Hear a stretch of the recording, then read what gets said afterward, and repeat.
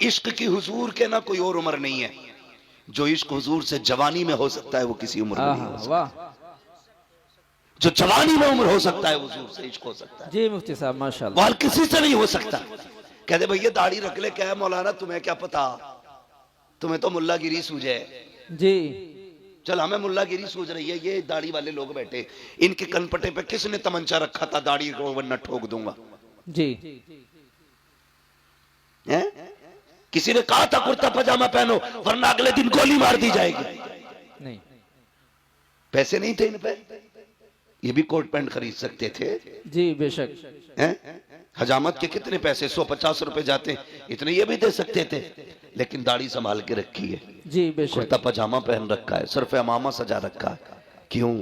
सिर्फ इसलिए नहीं कि ये फैशन है, इसलिए सजा रखा है दुनिया कुछ भी कहे मदीने वाला महबूब राजी रहे। जी वाह क्या कह दिया माशाल्लाह।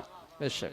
तुम खुद सोचो, जिस दिन कुर्ता पजामा पहनते हो कितने अच्छे लगते हो। जी तुम्हें खुद भी एक अलग सी फीलिंग महसूस होती है, बार बार मुड़ मुड़ के शीशा देखते हो।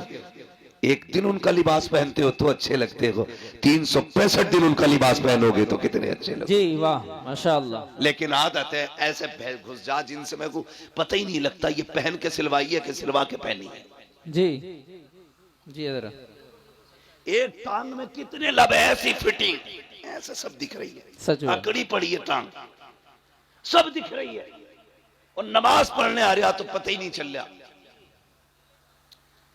इतनी देखो, इबादत भी सलीके से होनी चाहिए, खाली मुर्गे की तरह ठोंगे मांगने मारने से नतीजा कुछ नहीं।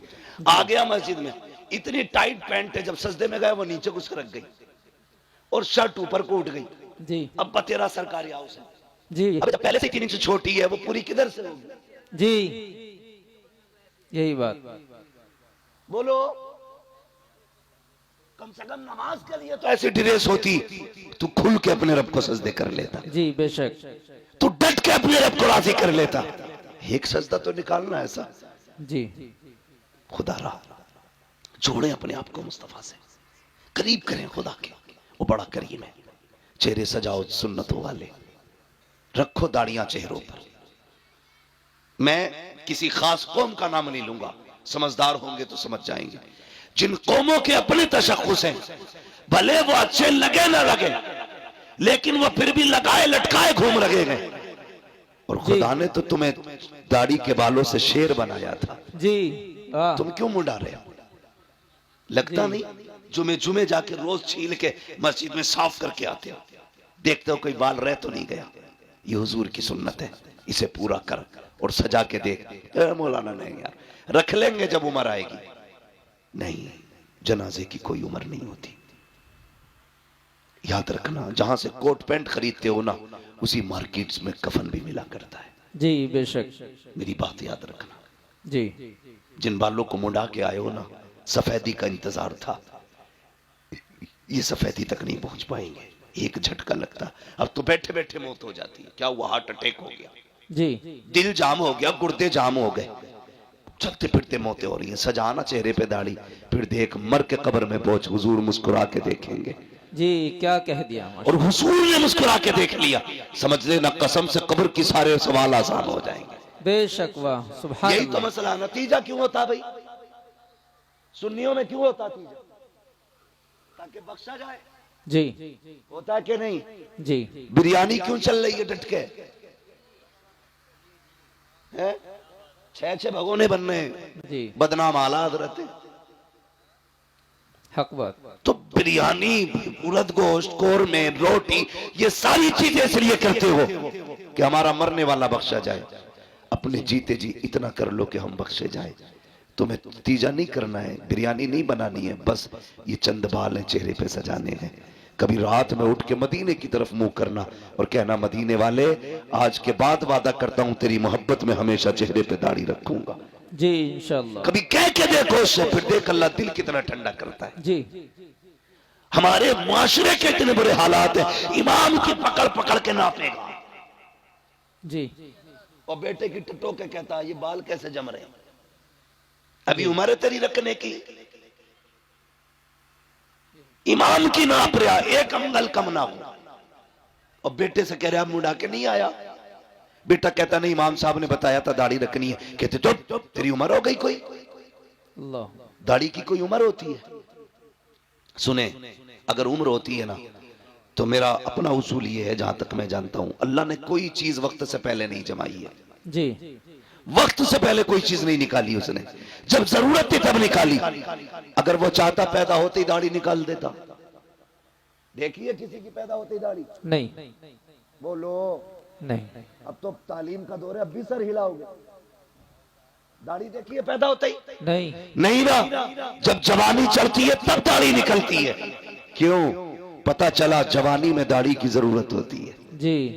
जो दाढ़ी मुड़ा देते हैं वो सही से जवान भी नहीं रह पाते। बात ज्यादा गहराई से नहीं करनी है, बस इतनी समझ लो, जवान वही रहते हैं जो दाढ़ी वाले होते हैं। इसलिए चेहरों पे दाढ़ी सजाओ। कभी कहते नहीं दाढ़ी रख लेंगे, पहले ब्याह कर ले। अच्छा चल, कि लोग दाढ़ी हो जाती तो लड़की नहीं देते। आज तक कोई मौलवी रड़ुआ मरा? नहीं मतलब ऐसा कोई बंदा गया दाढ़ी थी इसलिए किसी ने लड़की नहीं दी? नहीं नहीं गया ना। नहीं। दाढ़ी वालों की भी शादी होती है, बेदाढ़ी की वालों की भी शादी होती है। जी। मगर फर्क क्या है? दाढ़ी वालों की देर से शादी होती है, बेदाढ़ी वालों की जल्दी हो जाती है। उसकी भी वजह है, क्योंकि जिनकी दाढ़ी होती है ना, उनके घर में नेक बीवियां आया करती हैं। बेशक बेशक। और नेक बीवियां आसानी से नहीं मिला करती हैं, जी। सैकड़ों में चंद होती हैं, बेशक। बल्कि हजारों में कुछ होती हैं। जी मुफ्ती साहब। इसलिए अगर ये चाहते हो तेरे घर में बीवी पास आए, निकाह से पहले दाढ़ी रख, अल्लाह तेरे निकाह में खातून जन्नत की कनीज अता फरमाए। बेशक। सुभान अल्लाह सुभान अल्लाह। रखेंगे इंशाअल्लाह। इंशाअल्लाह। जोर से बोलो। और ससुरों, जो ससुर होते हैं, ससुर, उनसे भी मेरी ये गुजारिश है, दामाद ढूंढो तो दाढ़ी पहले देख ली। समझ गए ना? जी। दामाद देखो तो दाढ़ी पहले देख लेना। इसलिए कि जिसकी दाढ़ी होगी ना, वो ऐबदार भी होगा तो खुल्लम खुल्ला नहीं होगा। सीधी बात है भाई, वो अलल ऐलान जुर्म नहीं करता होगा। जी। अगर ये चाहते हो तुम्हारी बेटी सुख में रखे, तो फिर ढूंढ मुस्तफा का नौकर। इसलिए कि जो रब का हक अदा कर सकता है, वो तेरी बेटी का भी हक अदा कर सकता है। बेशक। सुभान अल्लाह। और जो रब से नहीं डरता, वो ससुर से भी नहीं डरता। जी। ये कान खोल के सुन लियो, जो रब से नहीं डरता वो ससुर से भी नहीं डरता। अगर रिश्ते में तलाश करोगे तो तावीजों की जरूरत कम पड़ेगी। लेकिन हमारी कौम डटी पड़ी है तावीजों पे, कुछ मिले ना मिले, बस तावीज दिलवा दो। जी। आधा किलो का तावीज डाल लेगा गले में। ये 10 ग्राम की दाढ़ी नहीं रखी जाती। जी जी। खुदारा दाढ़ियां रख लो, फिर देखो तावीज की जरूरत ही नहीं पड़ेगी।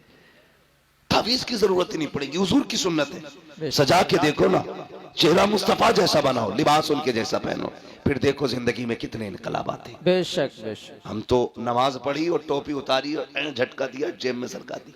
जी। कब निकलेगी? या तो अगले जुम्मे को निकलेगी या फिर अगली नमाज में। और कहता लोनियां बिना दुपट्टों के घूम रही हैं। सीधी बात है जी, जब से तुमने टोपियां उतार दी, बेटियों ने दुपट्टे उतार दिए हैं। जी। तुम बेशक। टोपियां ओढ़ना शुरू कर दो, बेटियां दुपट्टे ओढ़ना शुरू कर देंगी। जी। बहुत। करेंगे इंशाल्लाह ये काम, ओढ़ेंगे टोपी इंशाल्लाह, इंशाअल्लाह। ओढ़ेंगे इंशाल्लाह। इंशाअल्लाह। अगर मैं पूछ लूं भाई जो जलसे में बैठे इन पे टोपी क्यों नहीं, दो बातें कहेंगे, है नहीं या भूल गए। दो बातें, है नहीं या भूल गए। जी। अगर दावत में जाते हैं जलजीरा नहीं भूलते, जी। वलीमे का खाना हो तो पानी की बोतल नहीं भूलते, जी। जलसे में आए तो टोपी भूल गए। अच्छा खरीद ही नहीं, जूता 1600 का खरीदेगा, 5 रुपए की टोपी नहीं खरीद पाता। क्या बात है। मेरे भाई गुजारिश इतनी है, हमारी पहचान टोपी है, लिबास है। कुछ जरा दिल पे हाथ रख के बताओ, स्कूल है